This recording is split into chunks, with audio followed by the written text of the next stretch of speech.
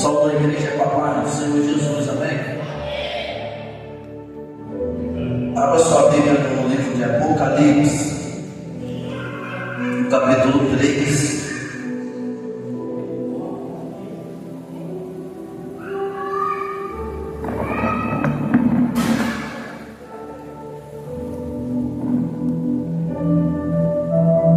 Apocalipse capítulo 3, versículo 22.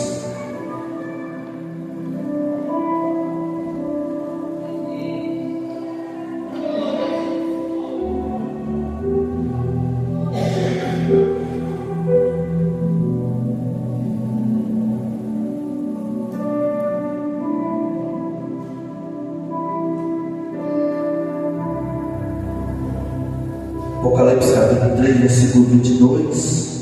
Todos acharam, digam amém. Amém. Quem tem ouvidos, ouça o que o Espírito diz às igrejas. Pode tomar o seu assento.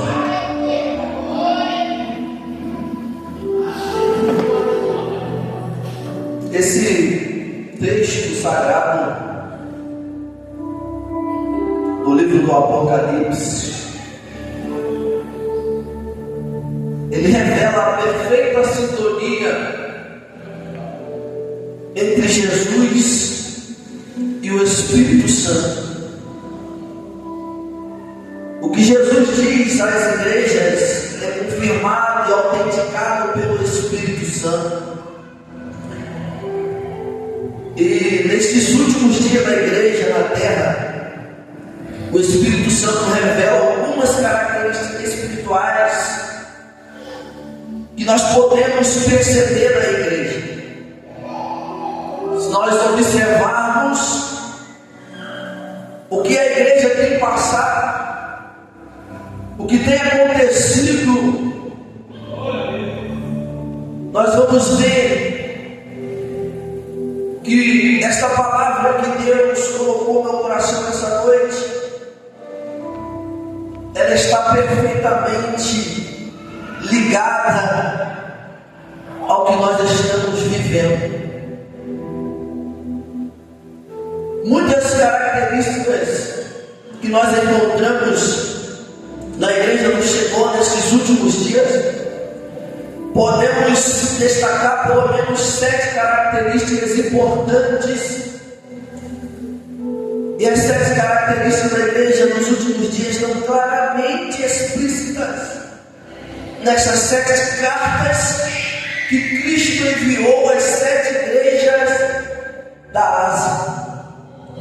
E a palavra de Deus possui princípios morais e espirituais que servem para moldar o nosso caráter em qualquer época da história.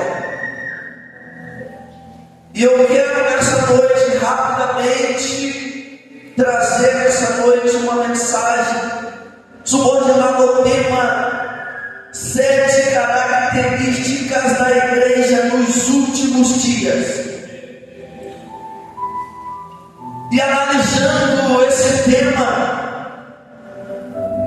eu fiquei refletindo por alguns acontecimentos, e nós muitas vezes ficamos perplexos, surpresos, e eu ouso dizer que não é para nós ficarmos surpresos com os acontecimentos, porque a palavra de Deus se cumpriu. E se nós estamos vivendo a palavra de Deus, se nós estamos aguardando a vinda de Jesus, se nós estamos ligados com Deus, não é para nós ficarmos perplexos, é para nós nos alertarmos ainda mais e procurarmos buscar estarmos com as roupas, com as vestes brancas, com o nosso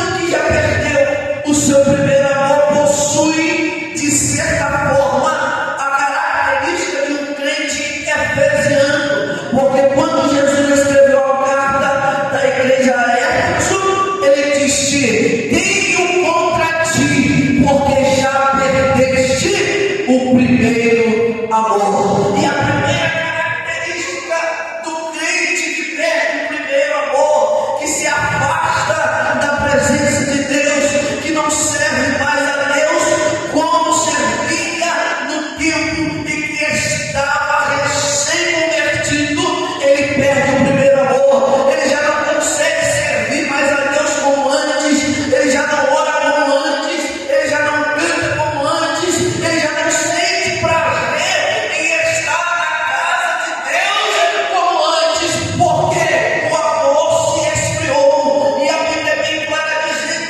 que o amor se esfria de quase todos, e não é todo mundo que está frio, não é todo mundo que não tem mais amor pela obra, é quase todos. Ainda existe pessoas que servem a Deus como serviam antigamente, ainda existe crente fiel a Deus que serve a Jesus com fidelidade do primeiro amor.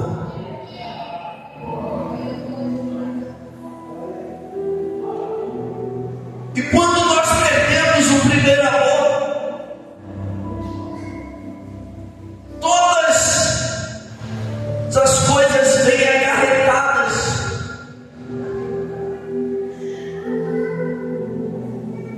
Todas as coisas que sucedem à perda do primeiro amor.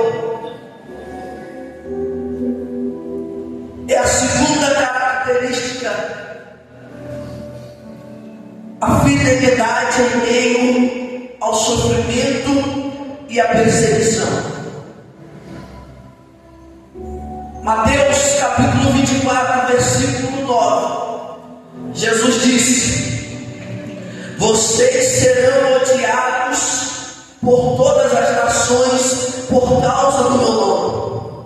A igreja da última hora poderá ser perseguida e sofrer pelo nome de Jesus, porém permanecerá fiel ao Senhor. O cristão fiel em meio à perseguição e ao sofrimento possui a característica de um crente esmirniano. Aliás, a igreja de Esmirna subsiste ainda hoje nos países fechados para o evangelho, onde os cristãos são perseguidos e até martirizados. Fidelidade em meio ao sofrimento e à perseguição. Essa é a segunda característica. Quando você perde o amor, você não consegue mais ser fiel na perseguição.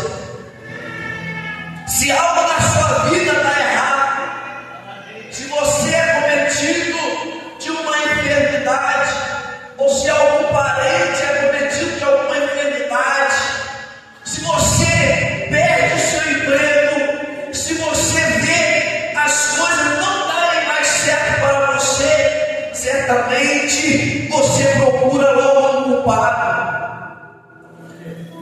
E esse culpado deveria ser todas as pessoas, menos Jesus Cristo Nazaré, menos o teu Senhor, que morreu na cruz do Calvário para te dar direito à salvação. E o que nós temos costume de fazer? Associar essa culpa a Deus, que Deus não te ama mais, que Deus não nos ama, que Deus não olha mais para nós, que nós viemos nesse mundo só para sofrer. Mas nós devemos lembrar que Jesus disse: no mundo tereis aflições, mas tende bom ânimo, não perca o seu ânimo, porque está passando perseguição. Não perca o seu ânimo, porque algo na sua vida está dando errado. Deus está te dizendo nessa noite: continua animado, porque Ele é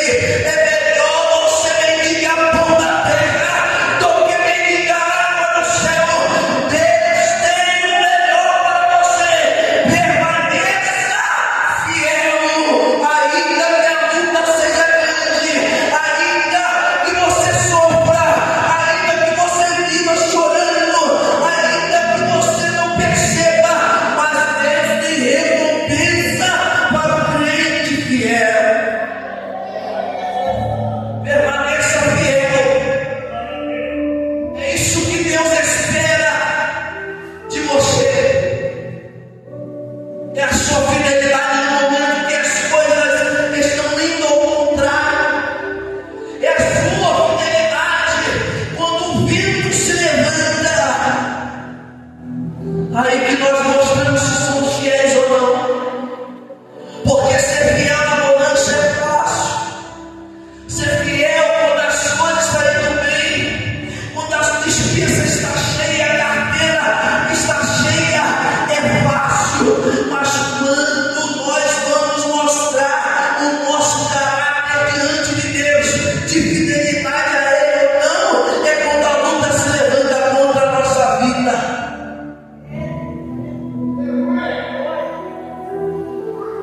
E a terceira característica, comprometida com o pecado. A terceira característica espiritual da igreja nos últimos dias, comprometida com o pecado. Mateus 7,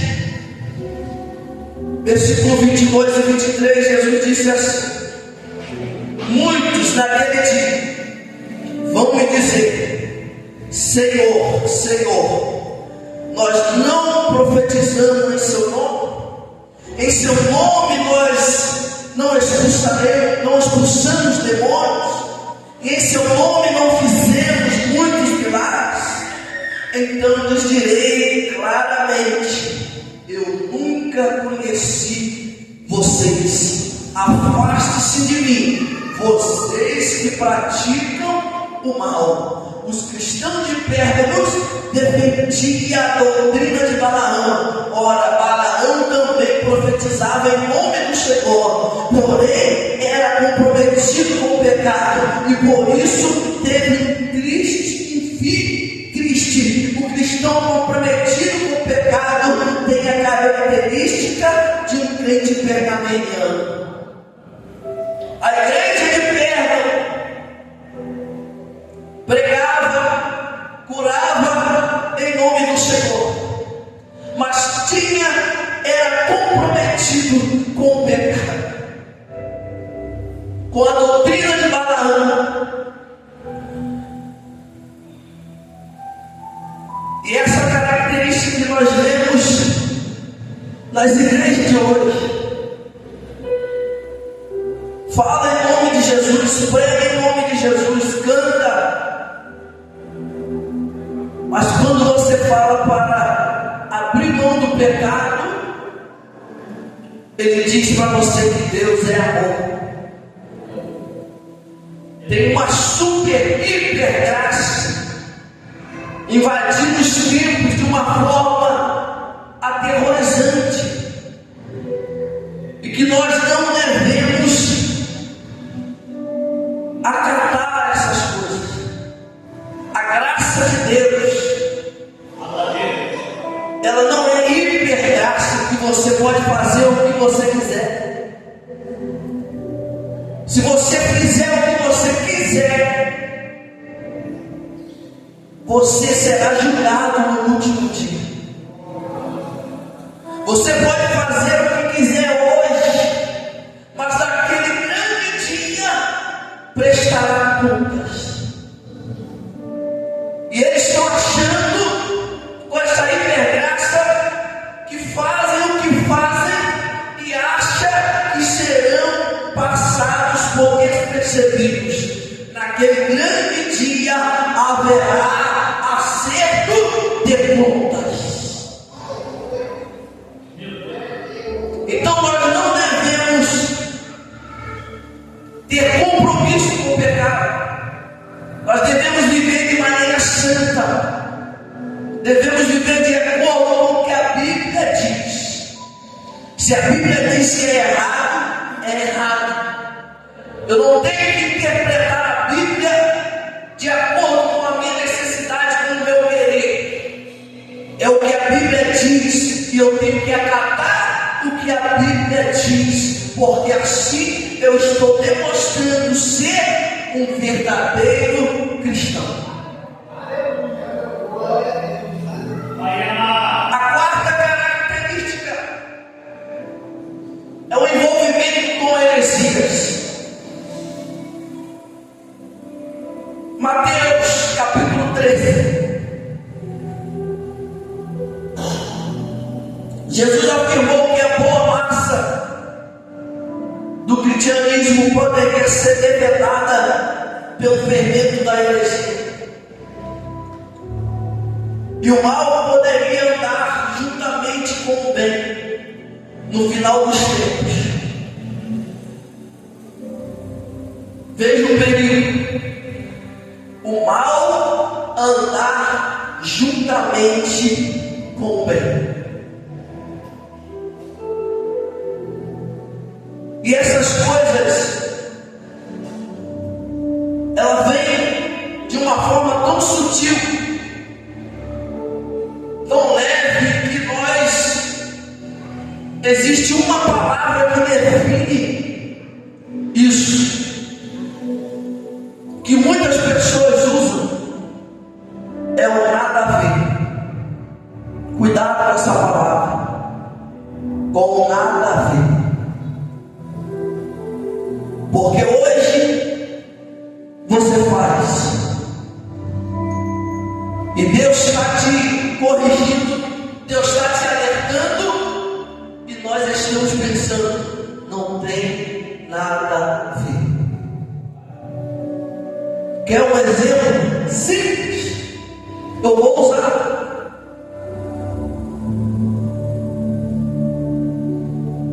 A festa é mundana, e nós somos cristãos, e a festa que está acontecendo não tem nada que glorifique a Deus, e a pessoa que é cristã está no meio daquela festa. Aí, se você for para essa pessoa e dizer para ela que ela está errada e está naquela festa, ela vai dizer exatamente isso. Não tem nada a ver. Mas tem. Porque se nós somos um povo separado, se nós somos um povo escolhido, se nós temos que estar onde tem algo para nos edificar, para edificar a nossa fé, o que nós iremos fazer num lugar que não glorifica o nome do Senhor Jesus? É a característica da heresia que está entrando dentro dos tempos. Tolerar Jezabel na igreja é tolerar o pecado e a heresia dentro da igreja. O cristão envolvido com heresias tem a característica de um crente tiatirense, a igreja de Tiatira.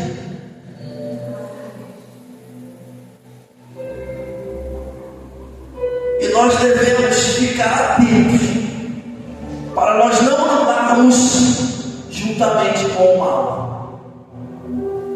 O mal nós devemos fugir da aparência do mal e devemos andar com Deus. A quinta característica tem a aparência de vida, porém está morta.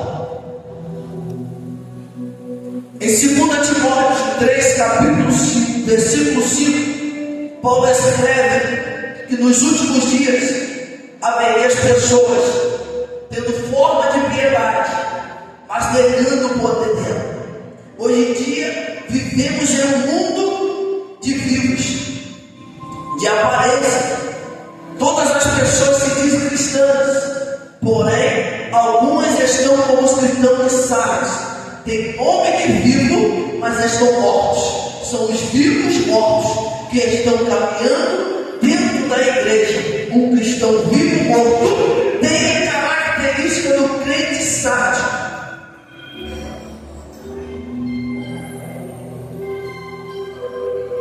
A igreja de Sardes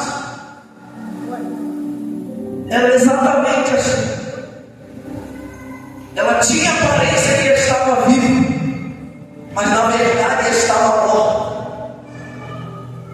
Então o que Deus quer de mim e de você que nós não tenhamos aparência, mas que estejamos vivos. Que nós não tenhamos a aparência de estarmos vivos, mas estamos mortos. É o que Deus espera de nós. A sexta característica: fiel e perseverante.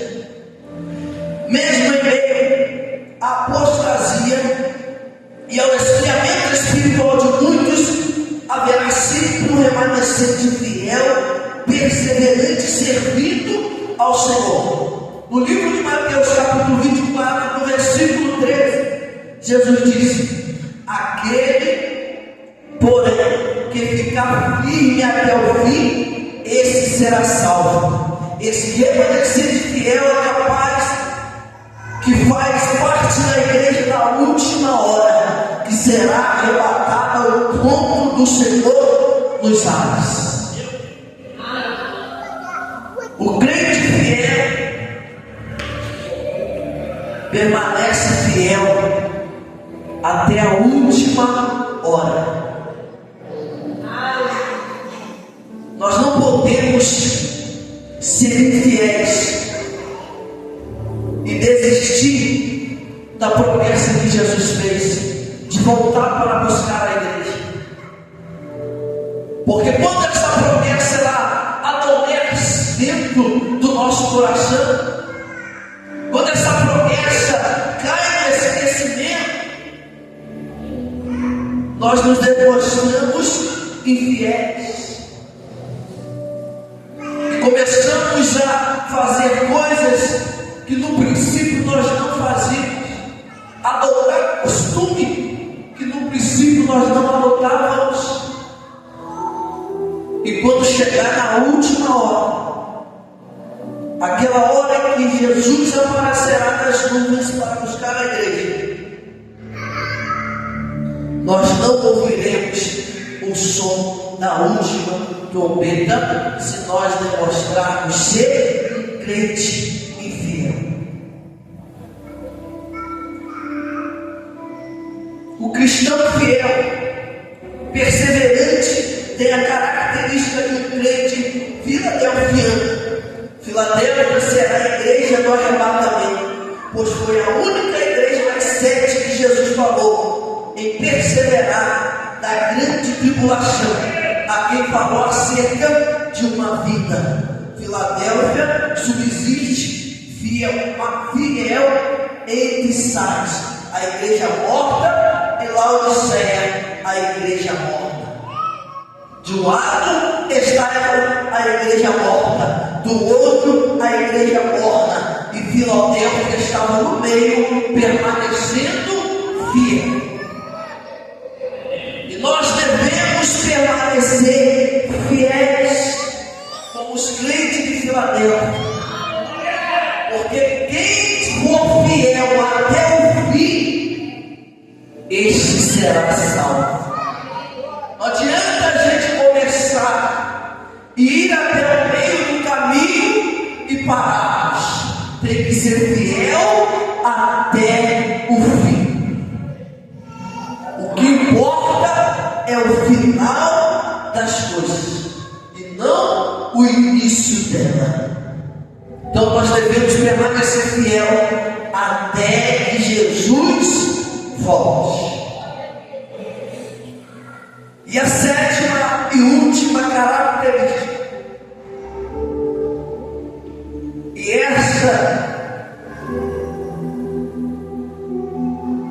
rica materialmente, mas pobre espiritualmente.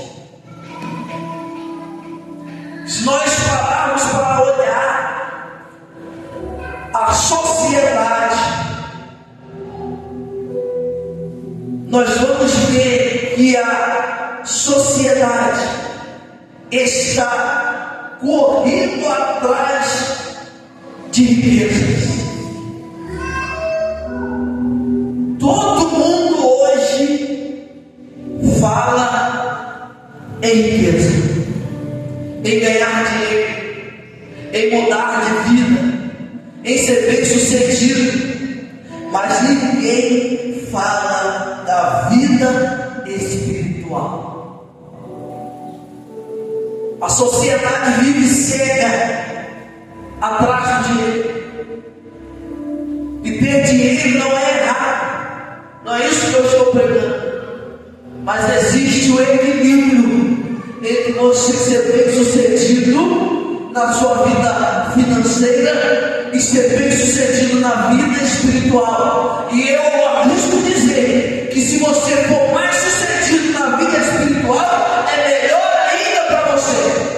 Porque Lázaro era pobre, mendigou pão, mas morou no seio de Abraão. E o rico que tinha casa de luxo, o dinheiro que queria, tinha abundância, tinha riqueza, mas quando chegou no seio de Abraão, ele pediu a Lázaro para molhar a ponta do seu dedo e molhar a sua língua. A riqueza não adiantou para aquele rico, não serviu de nada ter riqueza, mas quando Lázaro, que viveu uma vida fiel, uma vida espiritual, de acordo com o que diz a Escritura, esse sim foi bem sucedido, porque ficou no melhor lugar, no seio de Abraão. E nós devemos ter cautela com essa sétima característica. Esse é o quadro de muitas igrejas nesses últimos dias.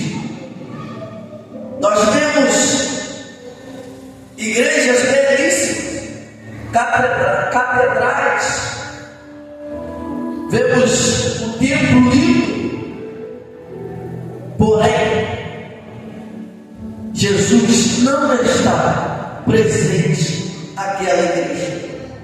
Estão mornas, estão indiferentes, não se preocupa mais com o que Jesus quer, não se preocupa mais em fazer aquilo que Jesus deixou para a igreja, que é pregar o Evangelho a toda criatura, que é atrás das ovelhas perdidas, que é ir atrás daquelas pessoas que não têm valor para a sociedade, de pregar para o mendigo, de pregar para as pessoas que estão na sarjeta, para os viciados, para aquelas pessoas que estão enfermas. Eles só se preocupam com os seus tempos enormes, só se preocupa com o próprio umbigo, não se preocupa se o irmão está passando fome, não se preocupa se o irmão tem água para beber, tem roupa para vestir, não, só quer saber de si próprio. Essa é a característica da igreja rica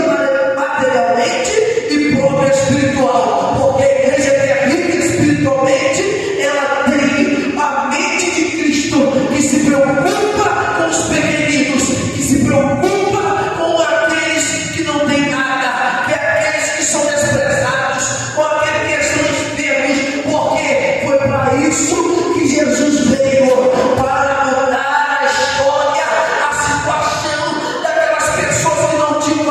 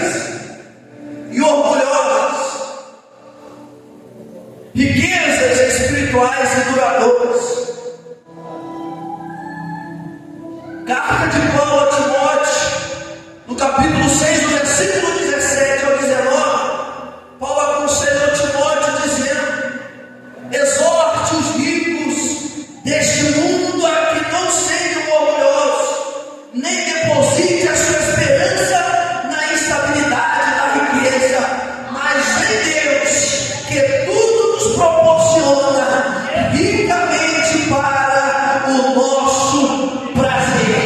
Em Deus você está ricamente satisfeito. Em Deus a igreja que é rica espiritual não fica atrás de riqueza da terra, mas está sua esperança em Deus, que tudo proporciona para o nosso prazer. A igreja espiritualmente rica, ela nem chega a sentir falta do dinheiro. Ela nem chega a se preocupar com o dinheiro, porque ela serve o dono do ouro e da prata e sabe que ele irá suprir todas as suas necessidades. Porque quando o povo estava no deserto, ele supriu a necessidade do povo. 40 anos no deserto, não faltou água, não faltou comida, não faltou nada, porque Deus é suficiente para nos satisfazer e suprir as nossas necessidades.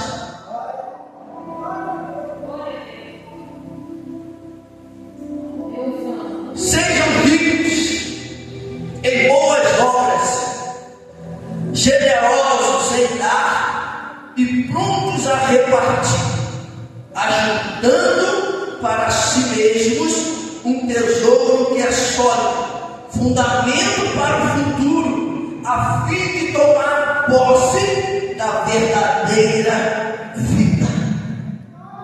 A igreja rica espiritualmente é esta: faz boas obras, são generosos, está pronto a doar, a repartir, e assim fazendo, ajuda para si mesmo um tesouro que é sólido, que nada vai corromper, nada vai acabar esse tesouro. É um fundamento para o futuro esse que é na glória com Deus. Essa é a igreja que Jesus espera, que seja rica espiritualmente. E para finalizarmos, grandes homens da Bíblia como Abraão, Isaac, Jacó e outros também eram ricos, porém eles colocavam Deus acima das suas riquezas. O cristão rico materialmente e pobre espiritualmente tem a característica de um crente laodicense. O que importa é ser rico, mas a vida espiritual não está da forma que Deus quer. A vida espiritual fica de lado e ele coloca a riqueza acima de todas as coisas. Eles estão satisfeitos com a riqueza, mas a vida espiritual está indo de ladeira abaixo. É muito pelo contrário que Deus quer que nós façamos. Que nós façamos é que nós sejamos bem-sucedidos, mas que Deus esteja acima de toda e qualquer riqueza. Não é pecado ser rico. O pecado é você colocar agora a sua riqueza e deixar Deus de lado. Isso sim é pecado, e isso desagrada a Deus. Com essas características da igreja dos últimos dias, é que Deus nos alerta nessa noite, para ficarmos atentos, para que nós não venhamos ser pegos de surpresa em alguma dessa característica. A igreja que Deus espera, que Jesus fiel, uma igreja lavada e remida pelo sangue do Cordeiro, uma igreja que permanece na doutrina de Cristo, uma igreja que permanece com os princípios bíblicos, uma igreja que permanece no Evangelho que Paulo pregou, que Cristo pregou, que João pregou. É o Evangelho de renúncia, é o Evangelho que nos confronta, que não nos deixa estar acomodados na nossa vidinha, mas aquele que nos confronta, que nos faz brotar lágrimas. Esse é o verdadeiro Evangelho que Cristo espera que nós possamos viver. E o próprio Cristo se mostrou realista quanto à natureza espiritual da igreja dos últimos tempos, dizendo: contudo, quando o Filho do Homem vier, será que ainda encontrará fé sobre a terra? Olha a pergunta que Cristo faz, porque como conhecedor de todas as coisas, ele já está alertando a igreja, sabendo que essa característica irá existir, e ele faz essa pergunta: será que ainda encontrará fé sobre a terra? E eu vou encerrar com essa pergunta: será que quando Cristo vier, ele encontrará fé sobre a terra? Se coloque sobre os pés.